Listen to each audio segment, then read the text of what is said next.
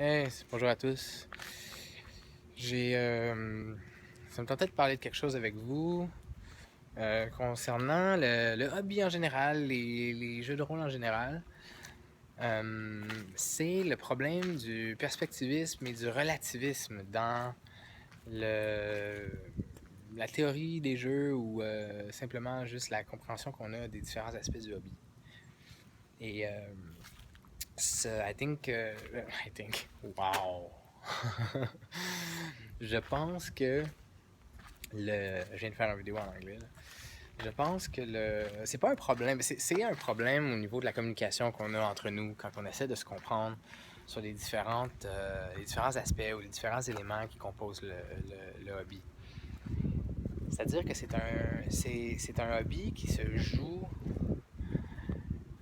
comme beaucoup de choses, en tout cas dans la vie, là, c'est basé sur l'interprétation. C'est qu'on a beaucoup, il y a une couche interprétative qu'il faut qu'on passe à travers à chaque fois qu'on essaie de s'entendre sur que ce soit un genre, que ce soit l'utilisation d'une règle, que ce soit la manière d'utiliser le jeu, que ce soit la manière de concevoir le thème ou le ton, que ce soit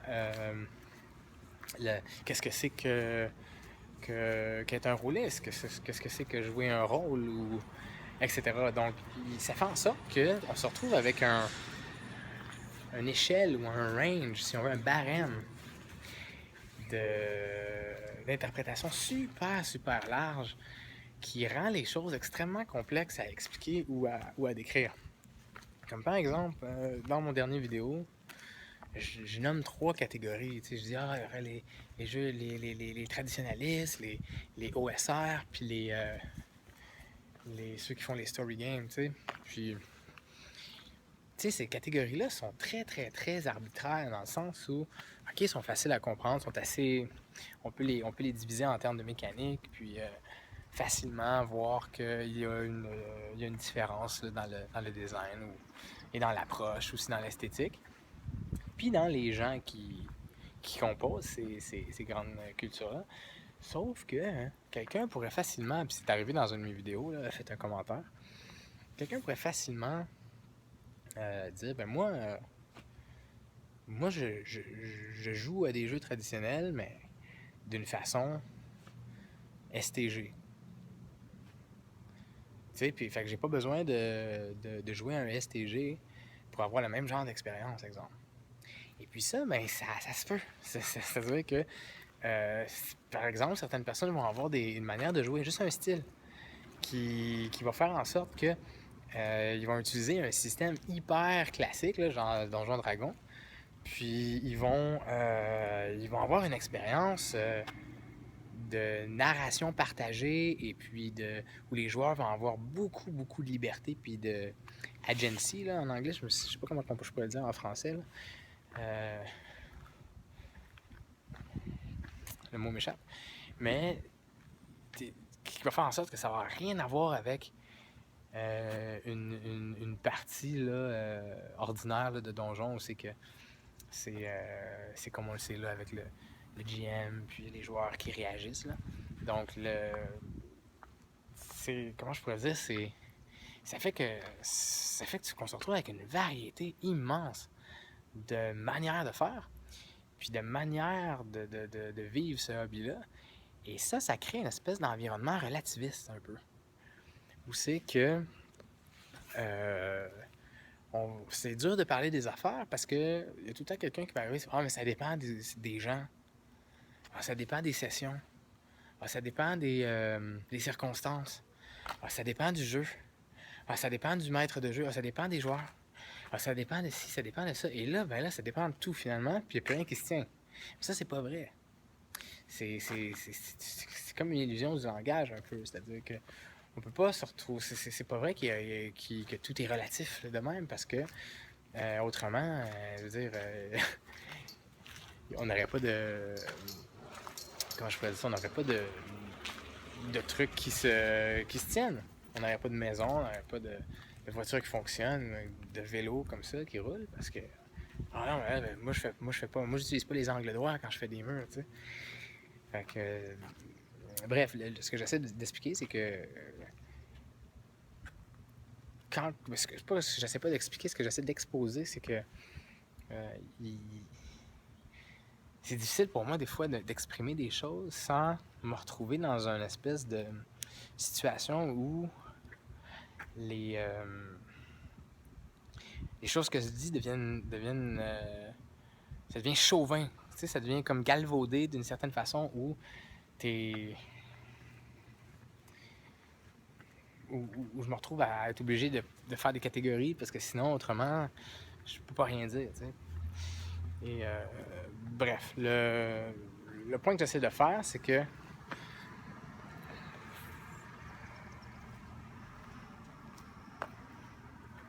c'est peut-être plus pratique de comprendre ce hobby-là en termes d'une continuité, comme un peu en degré de différents styles de jeu, d'une part.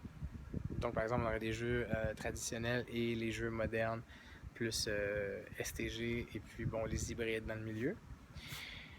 Donc, mettons Donjon Dragon, World of Darkness, Shadowrun, ces choses-là, Traveler, dans cette partie-là. Dans le milieu ici, on aurait les hybrides, comme Cthulhu 7 Edition, Cthulhu 7e édition, mettons Star Wars Fantasy Flight, puis mettons Second Sea 2e édition, et puis ici on aurait les affaires comme Fiasco, puis genre Monster Heart, là, puis My Life with Master, puis ces choses-là.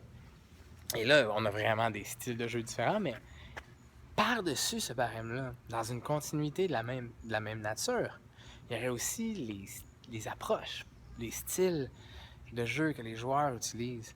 Ce qui fait que, par contre, par exemple, quelqu'un qui va avoir une approche où c'est un maître de jeu, mais lui, il prépare rien à l'avance. Il improvise.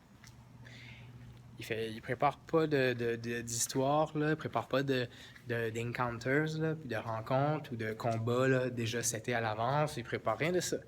Il se présente à la table, puis il réagit aux actions des joueurs. Donc là, c'est le contraire. C'est pas les joueurs qui réagissent à sa préparation à lui, c'est lui qui réagit à ce que les joueurs font. Runeslinger, entre autres, est un peu dans ce style-là. Ce qui fait en sorte que tu prends après ça un jeu comme Donjon Dragon, hein, où habituellement, les GM, traditionnellement, les GM, qu'est-ce qu'ils vont faire, les maîtres de jeu, c'est qu'ils vont préparer les combats à l'avance. Ils vont dire, bon, dans la session, on devrait avoir 2 combats. Puis ils vont faire ça, ça, ça. Puis s'ils décident de faire ça, je vais les amener là. Puis blablabla.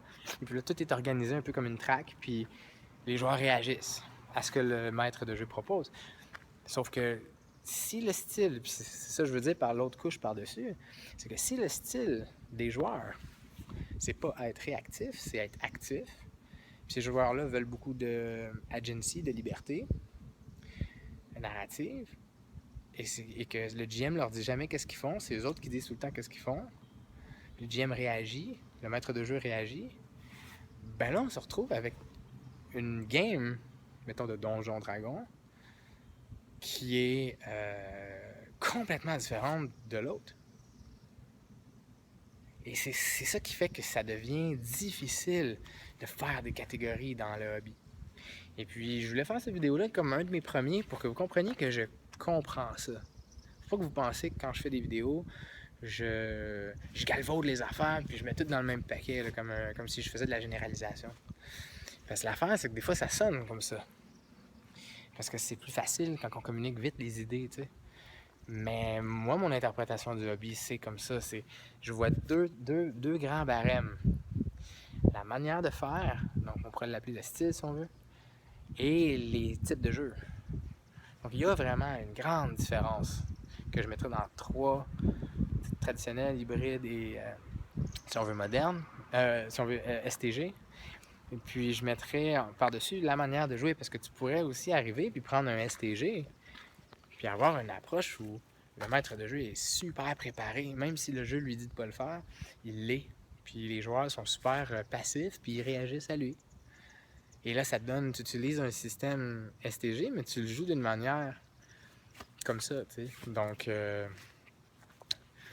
ça fait, tu sais, c'est pour ça que ça devient très perspectiviste. Et là, ça, c'est la différence avec le relativisme. C'est-à-dire, le relativisme, c'est bon, ça dépend tout le temps, ça dépend de tout.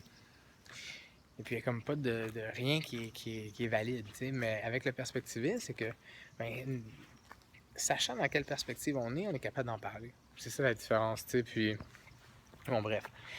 C'est ce que je voulais discuter, c'est ce que je voulais exposer. Personnellement, je pense que développer une prise de conscience sur ces réalités-là du hobby permettent d'avoir une meilleure session de jeu, de permettre d'avoir une meilleure qualité de plaisir puis d'expérience parce qu'on sait un peu mieux dans quoi qu'on s'embarque puis comment. On est plus conscient de ce qu'on fait. Et puis, ça fait éviter puis de perdre beaucoup de temps en allant s'asseoir à une table où ça joue d'une manière qu'on n'aime pas. Il y a un joueur super passif là, qui a besoin d'un GM avec qui veut se faire entertain, qui veut se faire divertir par un GM. Il s'assied à une table, mais le GM, c'est un GM qui réagit aux joueurs. C'est pas un GM qui prépare. Et bien là, ce joueur-là, il va être là, il va être silencieux, puis il va s'emmerder, il va attendre qu'il se passe de quoi, mais c'est lui qu'il faut qu'il fasse quelque chose. Puis là, il va être pogné avec une gang de joueurs qui s'arrachent le spotlight, qui s'arrachent le temps d'antenne parce qu'ils sont tout le temps en mode actif, puis en mode qui engage le monde, qui engage la narration. Et donc, c'est des choses comme ça, puis vice-versa. Là. Et donc, connaître le type de jeu qu'on veut jouer, puis la manière qu'on veut jouer, réaliser ça, apprendre ça, développer ça, c'est la clé. Là. En tout cas, moi, c'est ce que j'ai compris dans les dernières années, puis c'est ce qui fait que j'ai pas mal plus de plaisir en ce moment. Et je suis encore dans ce processus-là, d'ailleurs, parce que là, en ce moment, je suis dans un mode où c'est que je veux retourner un peu aux jeux traditionnels. Je veux revisiter les jeux traditionnels pour... Ça, c'est drôle de dire ça, mais c'est pour apprendre à avoir du plaisir avec ces jeux-là. Réapprendre, me réapproprier la possibilité, me redonner la possibilité d'avoir du plaisir avec ces jeux-là. Parce que ça fait un bout que j'ai pas joué à ces jeux-là parce que j'étais plus intéressé du tout.